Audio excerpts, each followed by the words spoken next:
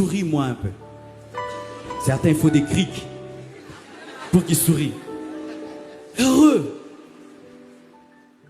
Quand tu es païen, tu peux être colérique. Quand tu es païen, tu peux être triste. Mais tu es le temple du Saint-Esprit. Jésus-Christ habite en toi. Tu es protégé par des anges. Ton nom est écrit dans le livre de vie. Dieu te connaît personnellement. Si tu meurs maintenant, tu vas au ciel. Et si Jésus revient, tu es enlevé. Tu as une destinée claire qui est écrite dans la Bible. Dieu est ton ami. Dieu est ton père. Jésus-Christ est ton grand frère. Tu es le fils du milliardaire, des milliardaires et des milliardaires, du milliardaire et des milliardaires, du milliardaire. Le roi des rois, le seigneur des seigneurs t'aime et il est mort pour toi. Comment un tel homme peut être triste? Réponds-moi, comment un tel homme peut être triste? J'étais un homme triste et très colérique quand j'étais païen. J'avais des blessures intérieures. Surtout que Dieu m'a créé court. Et vous voyez, mon frère était grand de taille, moi j'étais court. Ne riez pas mes frères, c'était une blessure intérieure. Et chaque fois que j'allais à l'école, j'étais devant. Tu vois, toute ma vie quand j'étais à l'école, les photos, j'étais toujours devant. Quand c'était les rangées, toujours devant. Et on disait toujours à mon frère, comment va ton petit frère? Non, c'est mon grand frère. C'est mon... Et des fois tu trouves une copine, ah mais dis, mais Marcel, je t'aime bien, mais tu dis Dieu, qu'est-ce que je t'ai fait? Et je ne m'aimais pas beaucoup. Mais quand Jésus est venu dans ma vie, j'ai découvert que j'étais grand, que j'avais une destinée et que ma taille ce n'est rien du tout. Et quand j'ai voulu me marier, j'ai épousé une femme grande de taille. Pourquoi? Pour dire, je suis grand. Alléluia. Et mon fils, vous savez, mon fils, il a 11 ans, il m'arrive déjà là. Ah. Et il aime bien venir côté. Eh papa, eh papa, eh papa, eh papa. Et puis je dis, ben moi bientôt je serai le plus court de cette maison. Et ça te fait rien. Oh, mais ce géant là c'est mon fils, cette grande femme là c'est ma fille. Donc je suis plus géant que vous tous parce que je vous ai tous engendrés sous contrôle. Et je vous assure, j'ai oublié même que je suis petit de taille. Je viens de m'en souvenir maintenant. Tu es beau. Tu es bien. Dieu n'a pas raté. Il sait pourquoi il t'a créé. Il sait pourquoi tu es noir, tu es blanc. Il sait pourquoi tu es femme, pourquoi tu es homme. Il sait pourquoi tu as tel père, telle mère. Il sait pourquoi tu habites tel quartier ou tel autre. Il sait pourquoi Dieu a un plan merveilleux. Sois heureux, sois heureuse, sois heureux, sois heureuse, sois heureux. Alléluia. La joie. La joie est une prédication. La joie est une évangélisation. Le monde est rempli de tristesse. Et si seulement tu vis dans la joie, les hommes te poseront la question, pourquoi tu es si heureux alors que le monde va mal? Pourquoi dans mon cœur tout va bien? Ça ne dépend pas de mon compte en banque, ça dépend de la plénitude du Saint-Esprit. Ça ne dépend pas de mes relations, ça dépend de la plénitude du Saint-Esprit. Ça ne dépend pas du matériel, ça dépend de ma connexion avec Dieu. La joie, la joie, la joie, la joie, la joie, la joie, la joie, la joie, la joie, la joie, la joie. Même si tu pleures, pleure avec joie. Même si tu as des larmes, que ce soit des larmes de joie, la joie.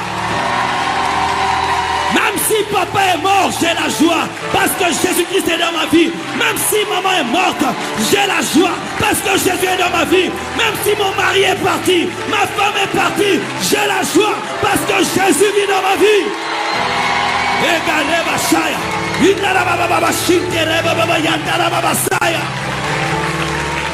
Et tu n'auras jamais de dépression. Jamais, jamais de dépression. Jamais de dépression. Jamais de dépression. Jamais. Avant de donner ma vie à Jésus-Christ, j'étais un insomniaque. Un insomniaque. Je me réveillais et je regardais comment tout le monde dormait. Et je disais, qu'est-ce qu'ils font pour dormir? Mais quand Christ est venu dans ma vie, il m'a donné la paix. Il m'a donné la joie. Je peux même oublier ce qui se passe autour de moi. La joie du Saint-Esprit est ta force. Ne perds jamais ton sourire. Ne perds jamais ces yeux-là qui brillent de joie. Ne perds jamais ça. J'ai connu des moments difficiles dans ma vie. Manquant de maison. Où m'habiller. Où me changer. Où mettre mes biens. Et je me regardais dans un miroir. Et je me disais à moi-même, ça va passer. Ce ne sont que des temps, des preuves, ça va passer. Garde ta joie. Et j'allais à l'église, je prêchais de tout mon cœur. Ils pouvaient croire que j'avais tout, alors que je n'avais rien.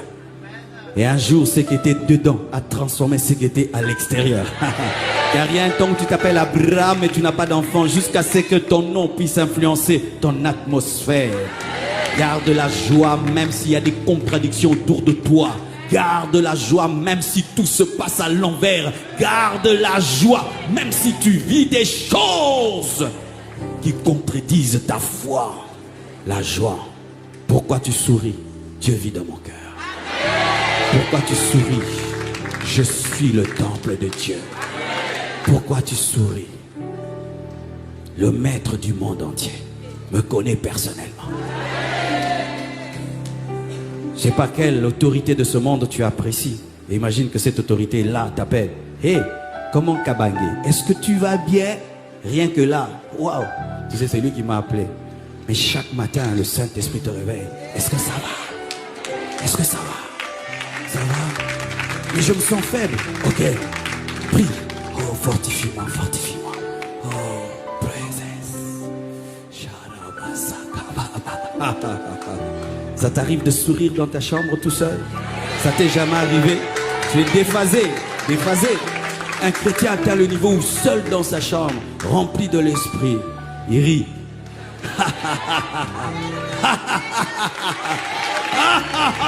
Oui, mon frère, la joie.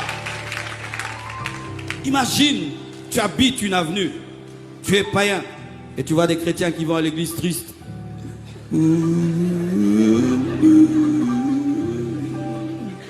Tu vas leur dire, c'est où votre église? Mais tu habites l'avenue, tu vois des frères. Je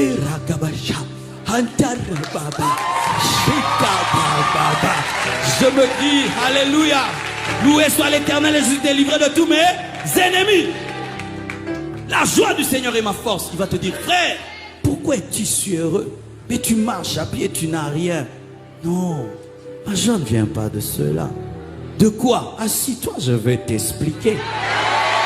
Tu sais, il y a un homme qui s'appelle Jésus. Il est venu sur la terre, il est mort à la croix. Il a versé son sang. Et après 3 jours, il est ressuscité d'entre les morts. Et alors que les disciples étaient dans la chambre haute, il a envoyé le Saint-Esprit qui les a remplis. Ce qui est arrivé dans Acte 2 m'est arrivé aussi. J'ai le Saint-Esprit en moi. Toi, tu as le Saint-Esprit. Comment on reçoit le Saint-Esprit? Agenouille-toi, dis Seigneur Jésus, je t'invite, entre dans ma vie et tu fais un disciple. Lorsque vous êtes rempli de tristesse, vous empêchez au monde de venir à Christ. Vous empêchez au monde de venir à Christ. Et tout le monde peut savoir sans prophétie que tu as des problèmes. C'est très dangereux pour les faux prophètes. Il ne faut pas faire ça en ce temps où il y a des faux prophètes. Ils vont savoir, rien que par ton visage que tu as des problèmes. Il faut avoir la joie, comme ça ils ne savent pas ce qui t'arrive.